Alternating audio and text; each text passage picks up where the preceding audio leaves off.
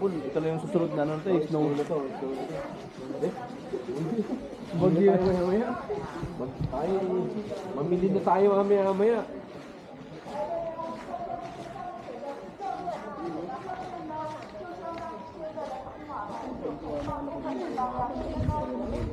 Alam ko, malaki tanda-tanda eh. Nanonood pa rin, ulit-ulit yung pinapanood. Beware of falling. Nakanet naman siya eh. Nakanet.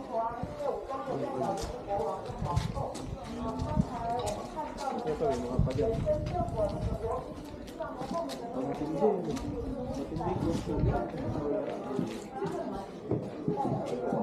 Wow.